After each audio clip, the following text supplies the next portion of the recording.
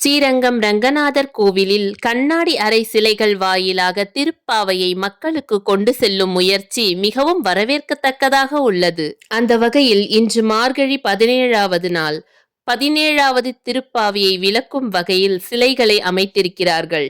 அம்பரமே தண்ணீரே சோரே அறம் செய்யும் என்று தொடங்கும் திருப்பாவையின் பொருள், உணவு, உடை, குளிர்ந்த நீரை பிறருக்கு தர்மம் செய்யும் எங்கள் தலைவரான நந்தகோபரே, கொடி போன்ற இடையை உடைய பெண்களுக்கெல்லாம் தலைவியான இலகிய மனம் கொண்ட யசோதையே, மங்களகரமான தீபம் போன்ற முகத்துடன் பிரகாசிப்பவளே, நீங்கள் எழ வேண்டும்.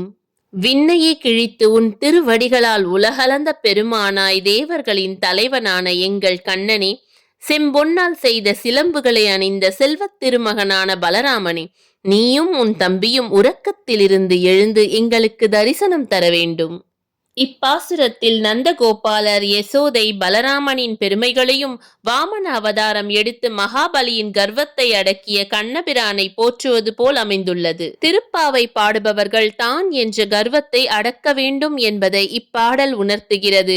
இப்பாடல் வழியில் நாமும் நம் குணத்தை மேம்படுத்தி இறை அருளை பெறலாம்.